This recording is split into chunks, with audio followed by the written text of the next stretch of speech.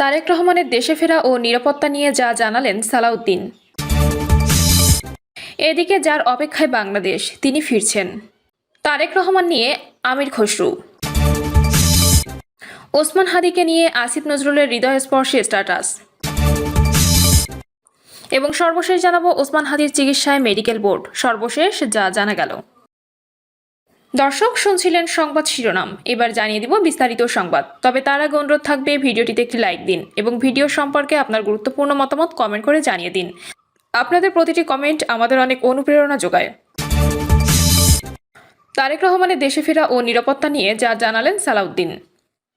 দীর্ঘ প্রায় 18 বছর পর আগামী 25শে ডিসেম্বর বিএনপির ভারপ্রাপ্ত চেয়ারম্যান তারেক রহমানের দেশে ফেরার ঘোষণা দিয়েছে দলটি।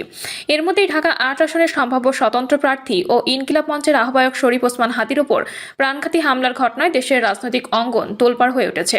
এই প্রেক্ষাপটে তারেক রহমানের দেশে ফেরা ঘিরে নিরাপত্তা ইস্যুটি আরও গুরুত্ব পাচ্ছে। তিনি আরও বলেন, আমরা ফ্যাসিবাদ বিরোধী জাতীয় ঐক্য অটুট রাখব, সুদৃঢ় করব। আমাদের মধ্যে রাজনৈতিক বিতর্ক হতে পারে, সামনে নির্বাচন, বিভিন্ন রকমের রাজনৈতিক বিতর্ক হবে, কিন্তু আমরা ওই পর্যায়ে বিতর্ক করব না যাতে আমাদের ঐক্য বিনষ্ট হয়। দীর্ঘ প্রায় 18 বছর পর তারেক রহমানের দেশে ফেরা ও তার নিরাপত্তার বিষয়ে এক প্রশ্নের জবাবে সালাউদ্দিন আহমেদ বলেন, সকল রাজনৈতিক নেতৃবৃন্দ যাতে নিরাপদে থাকে সে নিরাপত্তার ব্যবস্থা করার জন্য সরকার প্রতি আহ্বান জানিয়েছি আমরা। তিনি যোগ করেন, এই বিষয়টা আজ এখানে আলোচনা হয়নি, অবশ্যই বিষয়টা আমাদের জন্য সর্বোচ্চ অগ্রাধিকার। আমরা দলীয়ভাবেও চেষ্টা করব, সরকারকেও আহ্বান জানাবো যাতে ওনার নিরাপত্তা নিশ্চিত করা হয়। তিনি বলেন, কোনো আশঙ্কাকে উড়িয়ে দিচ্ছি না, তবে সরকারের দায়িত্ব আছে, রাজনৈতিক দলগুলোর দায়িত্ব আছে, জনগণের সচেতনতা জরুরি। এ সময় তিনি স্বরাষ্ট্র মন্ত্রণালয়, আইন শৃঙ্খলা রক্ষাকারী বাহিনী, যৌথ বাহিনী, সরকার, জনগণ ও রাজনৈতিক দলগুলোর সম্মিলিত উদ্যোগের উপর গুরুত্ব আরোপ করে বলেন, ইনশাআল্লাহ এই ধরনের ঘটনা আমরা বন্ধ করতে পারব।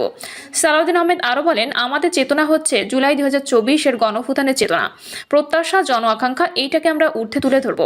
জাতীয় ঐক্য হিসেবে আমরা ফ্যাসিবাদ বিরোধী জাতীয় ঐক্যকে অটুট রাখব, এই জায়গায় আমাদের কোনো আপোষ নেই। পাশাপাশি তিনি বলেন, পতিত ফ্যাসিবাদকে অবশ্যই আমরা এই বার্তা দিতে চাই, এই জাতীয় কোনো ধরনের হামলা করে বাংলাদেশের গণতান্ত্রিক উত্তরণকে বাধাগ্রস্ত করতে পারবে না, প্রতিহত করতে পারবে না।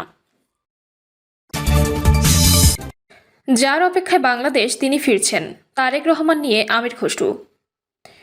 বিএনপি ভারপ্রাপ্ত চেয়ারম্যান তারেক রহমান দেশে এলে রাজনীতিতে নতুন জোয়ার সৃষ্টি হবে বলে মন্তব্য করেছেন দলের স্থায়ী কমিটির সদস্য আমির খসরু মাহমুদ চৌধুরী। এই কারণে দলের নেতাকর্মীদের নির্বাচনের জন্য প্রস্তুত থাকার আহ্বান জানিয়েছেন তিনি। রাজধানীর খামারবাড়িতে কৃষিবিদ ইনস্টিটিউশন মিলনায়তনে বাংলাদেশ জাতীয়তাবাদী দল আয়োজিত এক কর্মশালায় আমির খসরু মাহমুদ চৌধুরী একথা বলেন।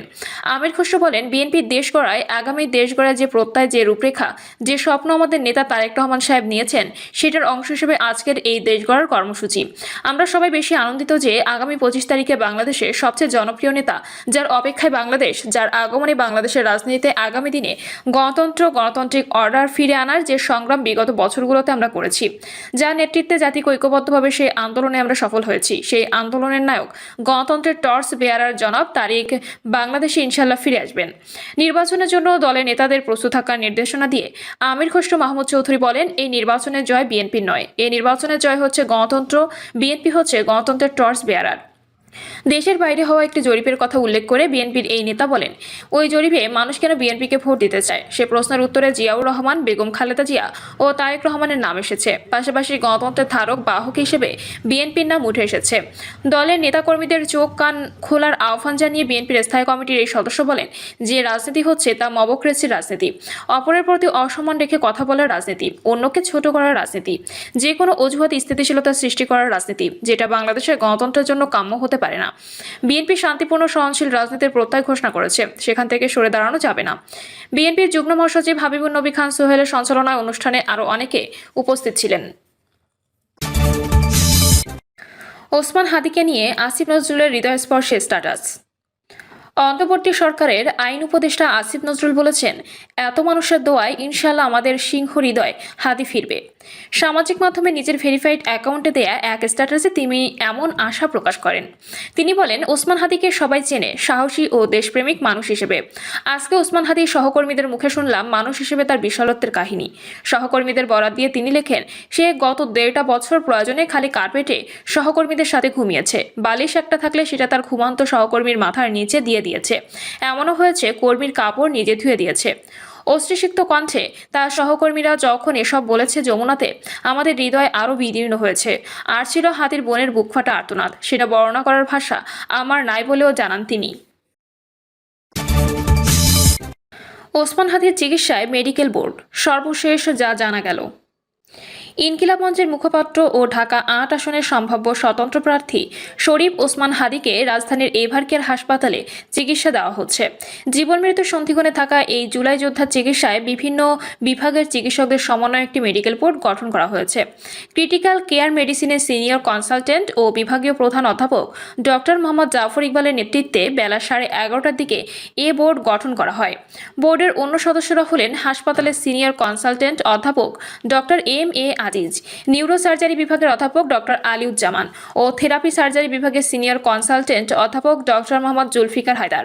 ডক্টর জাফর ইকবালের বরাতে গণমাধ্যমকে এ তথ্য জানিয়েছেন ঢাকা মেডিকেল কলেজ নিউরোসার্জারি বিভাগের অস্ত্রোপচার দলের অন্যতম সদস্য ও নিউরোসার্জারি বিভাগের চিকিৎসক ডক্টর আব্দুল আহাদ। আব্দুল আহাদ বলেন, ওসমান হাদির অবস্থা স্থিতিশীল রয়েছে। আপাতত নতুন করে কোনো অপারেশনে যাওয়া হবে না, ওষুধ ও আনুষঙ্গিক চিকিৎসা চলবে। এর আগে শুক্রবার সন্ধ্যা 7:30টার দিকে পরিবারের সিদ্ধান্তে ওসমান হাদিকে ঢাকা মেডিকেল কলেজ হাসপাতাল থেকে রাজধানীর এভারকেয়ার হাসপাতালে নেওয়া হয়েছে। রাত 8:06 তাকে বহন করা অ্যাম্বুলেন্সটি বসুন্ধরা আবাসিক এলাকায় এভারকেয়ার হাসপাতালে পৌঁছায়। উল্লেখ্য, শুক্রবার দুপুরে জুমার নামাজ শেষে রিকশায় গন্তব্যে ফিরছিলেন ইনকিলাব মঞ্চের ওসমান হাদি। রাজধানী বিজয়নগরের কালভার্ট এলাকায় পেছন থেকে আসা মোটরসাইকেলের আরোহী থেকে খুব কাছ থেকে ওসমান হাদির মাথা লক্ষ্য করে গুলি চালায়। গুলি তার মাথার ডান পাশ দিয়ে ঢুকে বাম পাশ দিয়ে বেরিয়ে যায়। এরপর মোটরসাইকেলের গতি বাড়িয়ে পালিয়ে যায় দুর্বৃত্তরা। এরপর গুরুতর আহত অবস্থায় তাকে দুপুর 2:35 ঢামেক হাসপাতালে নেওয়া হয়। প্রিয় দর্শক, এই ছিল এখনকার সর্বশেষ সংবাদ। আপডেট সব সংবাদ পেতে চ্যানেলটি সাবস্ক্রাইব করে বেল আইকনটি ক্লিক করে রাখুন।